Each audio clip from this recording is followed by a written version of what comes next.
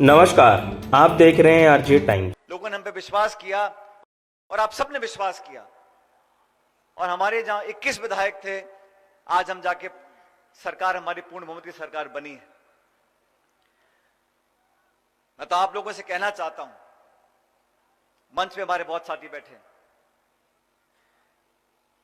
सरकारें कांग्रेस की भी आई, बीजेपी की भी आई, लेकिन किसान के जीवन को बेहतर करने के लिए हम किस हद तक कामयाब हुए ये हमको सोचना पड़ेगा। हमें आत्मचिंतन करना पड़ेगा कि किसके लिए हम राजनीति करते हैं। मेरे दादाजी फौज में हवलदार थे,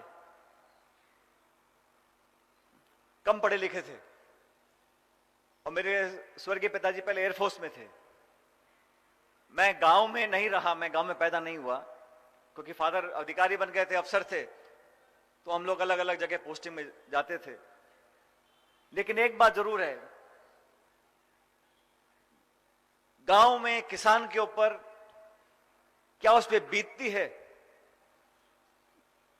अपनी बच्ची के हाथ पीले करने के लिए उसको कहां कहां भटकना पड़ता है, किस किस से उधार लेना पड़ता है, किस किस के हाथ जोड़ने पड़ते हैं, उन व्यवस्थाओं से हम जितने वाकिफ हैं। और राजनीति में अगर हम लोग काम करते हैं तो उन लोगों के जीवन को बेहतर बनाने का संकल्प हमको लेना पड़ेगा। हम सिर्फ भाषण दें, घोषणाएं करें और अपने जीवन काल में समय निकाल दें, उसका कोई मतलब नहीं है। जब जब मुझे मौका मिला, मैंने पूरी कोशिश करी कि लोगों की उम्मीदों पर हम खरा उतरें, नौजवानों को ताकत दें। 2/3 देश की, प्रदेश की आबादी आज नौजवानों की है। 35-40 साल से कम उम्र के लोग हैं 70%। उनके जीवन को कैसे बेहतर बनाएं, रोजगार के साधन को कैसे उपलब्ध कराएं। मैंने कल कहा नागौर के अंदर भी, जब बच्चे मेहनत करते हैं, पढ़ाई करते हैं, पैसा इकट्ठा करके, किताब खरीद कर, ट्यूशन पढ़ते हैं, मेहनत कर कर अपना एग्जाम देते हैं, और वहां उनको पता पड़ता है कि पेपर लीक हो गया या परीक्षा कैंसिल हो गई, तो वो भी दुखी होते हैं, हम भी दुखी। और ये बात सरकार भी बोलती है। मुझे खुशी है कि सरकार ने कार्रवाई करी, कुछ लोगों को पकड़ा है, लेकिन एक के बाद ये प्रकरण हो रहा है, इससे मन आहत होता है। हमें पुख्ता इंतजाम करना पड़ेगा, लोगों का विश्वास जीतना पड़ेगा कि वो कितना भी बड़ा ताकतवर व्यक्ति हो, किसी पद पे हो, नेता हो, अधिकारी हो, किसी दल का भी हो, कहीं का भी हो, अगर बच्चों की जिंदगी के साथ खिलवाड़ करेगा, उसको हम कभी नहीं बख्शेंगे और उसको सूद समेत सजा मिले। ये बात मैं भी सरकार भी बोलती है, हमारी पार्टी बोलती है, हम सब बोलते हैं, और मुझे उम्मीद है कि बहुत जल्द इस दिशा में काम होगा। अभी सुचित्रा जी बोल रही थी, ये भी मुझ बड़ी है, लेकिन इनमें जज्बा ज्यादा है मेरे से। सुचित्रा जी ने कहा कि 10 महीने रह गए चुनाव में, बिल्कुल सही कहा आपने। 10-11 महीने बाद वोट पड़ेंगे। कांग्रेस में आप सबने देखा है, पिछले 3 महीनों से राहुल गांधी जी कन्याकुमारी से निकले पैदल और भारत को जोड़ने का उन्होंने संकल्प लिया। ये भारत जोड़ो यात्रा 75 साल के इतिहास में शायद पहली बार नेता ने इतनी लंबी एक यात्रा निकाली बिना रुके। और मुझे सौभाग्य मिला, मैं 6-7 राज्यों में पैदल चला उनके साथ। राजस्थान में 18 दिन वो पैदल चले। संदेश क्या था? किसान को, नौजवान को मजबूती देने का, समाज में जो टकराव और एक हिंसा का माहौल पैदा हुआ उसको खत्म करने का, भाईचारे का, प्रेम का, मोहब्बत का, जोड़ने का, गरीबी, महंगाई, अर्थव्यवस्था पर जो आज काले बादल मंडरा रहे हैं उसको छिटने का, उसको आगे बढ़ाते हुए 30 तारीख को यात्रा खत्म होगी कश्मीर के अंदर।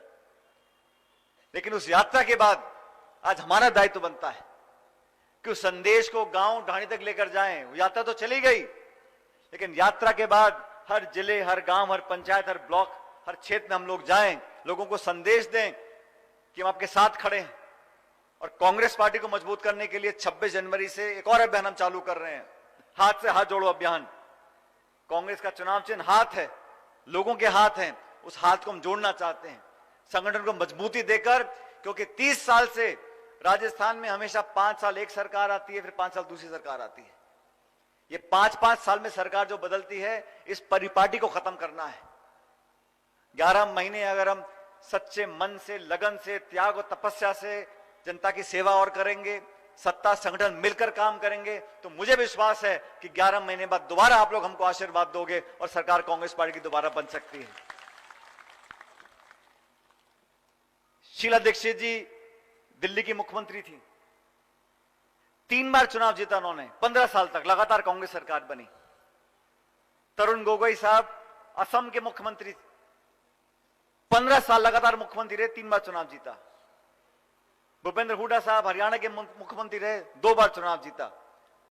रेड्डी साहब तेलंगाना कांग्रेस के मुख्यमंत्री रहे, 2 बार चुनाव जीता। तो ऐसा नहीं है कि कांग्रेस की सरकार दोबारा रिपीट नहीं हो सकती, तो राजस्थान में क्यों नहीं हो सकती, इस पर हमको सोचना पड़ेगा।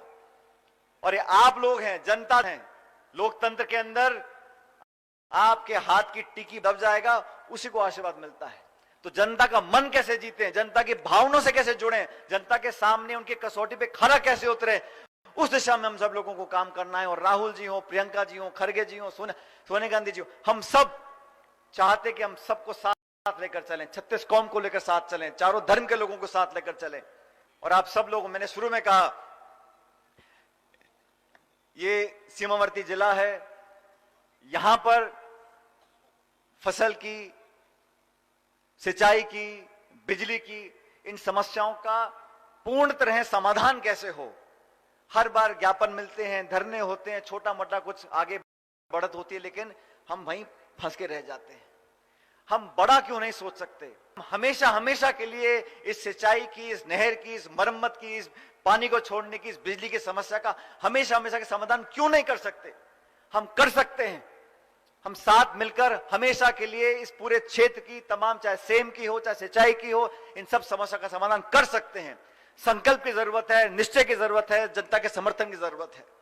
हमारे बच्चे, मुझे दुख होता है साथियों, हमारे किसान भाई, ऐसे कितने किसान हैं जो कहते हैं मेरा बच्चा बड़ा होकर पढ़ लिखकर किसान बनेगा, उसको 3rd ग्रेड की, B ग्रेड की नौकरी करनी पसंद है, 2nd ग्रेड की, लेकिन कितने किसान बोलते हैं कि मैं पढ़ा लिखा किसान बनाऊंगा। किसानी से लोगों का मन हट रहा है, लेकिन इस देश का पेट पालने वाले लोग, उनके मान सम्मान में कमी आएगी तो देश के मान सम्मान में कमी आएगी। हम लोग अलग अलग जिलों में जाकर पार्टी को, किसानों को, 36 कौम के लोगों को साथ जोड़ रहे हैं। और इस कड़ी में आज यहां पर मेरा आना हुआ, हनुमानगढ़ के लोगों ने हमेशा दोनों हाथ से, और मैं आपसे आवेदन करना चाहता हूं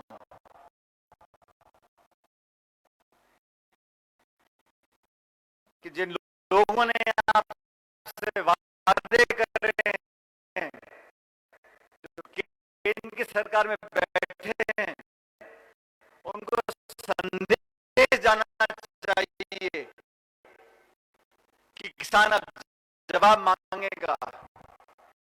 आपकी बदसलूकी, आपकी बदनीयत से अब हम लोग तंग आ चुके हैं, हम न्याय चाहते हैं, विकास चाहते हैं।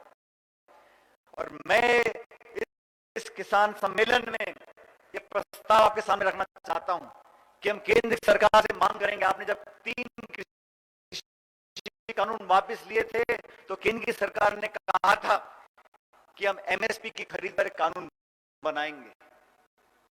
तो मैं चाहता हूं कि आवाज हनुमानगढ़, गंगानगर से जाए, दिल्ली तक जाए कि भारत सरकार बहुत जल्द किसानों के लिए MSP पर खरीद के लिए एक नया कानून बनाए, ताकि किसानों के जीवन को हम बेहतर कर सकें।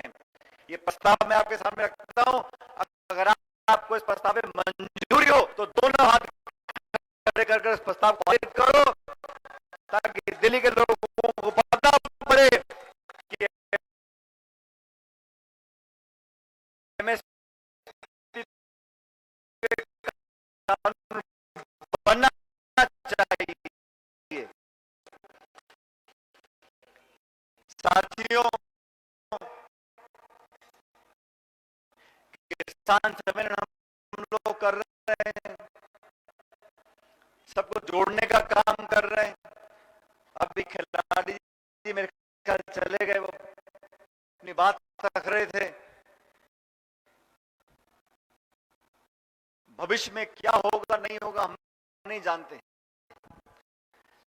लेकिन इतना जानते हैं, जो लोग असूलों पे अड़े रहे, जिन्होंने नौजवानों किसानों की बात को रखा, जो बिना डर सच्चाई बोलने का दम रखते हैं, जो लोगों के साथ जज्बात जोड़ना चाहते हैं, जो लोगों के दुख और सुख में शामिल रहते हैं, जो लोगों से लगाव रखकर सबको साथ लेकर आगे चलना चाहते हैं, वो लोग हमेशा जनता के प्यार को उनको मिलता रहता है। और मैं समझता हूं इससे बड़ी कोई पूंजी किसी के पास नहीं है। बहुत बहुत धन्यवाद। आरजे टाइम्स को देखने के लिए लाइक सब्सक्राइब जरूर करें।